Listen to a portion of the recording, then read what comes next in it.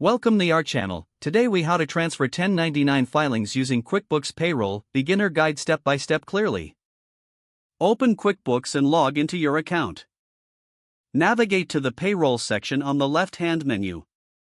Click on Employees to access your employee list. Select the employee for whom you want to transfer 1099 filings. In the Employee Profile, locate the Pay tab. Look for the section labeled Tax and Withholding. Ensure that the employee is set up as a 1099 contractor instead of a W-2 employee. Go back to the main payroll page.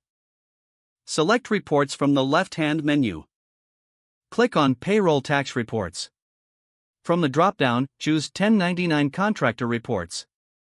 Select the appropriate report year for your 1099 filings. Review the report to confirm that all necessary contractors and their payments are listed. If everything appears accurate, click on Print.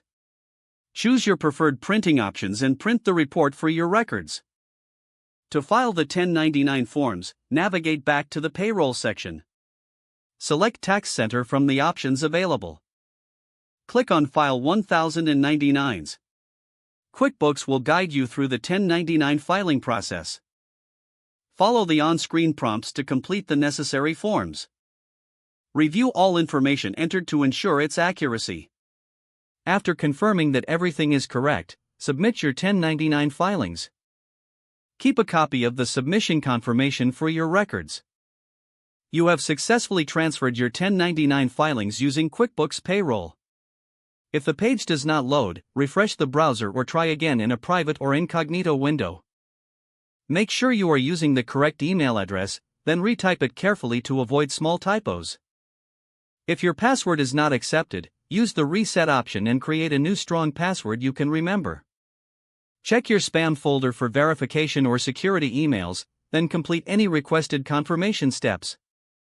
Enable two-factor authentication if available to improve account security and reduce unauthorized access risk.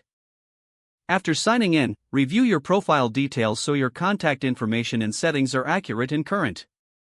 If you see an error message, note it down and try again after restarting your device and internet connection.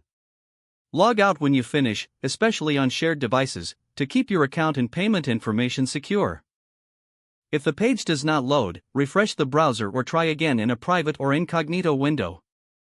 Don't forget to like this video and subscribe to our channel for more step-by-step tech guides.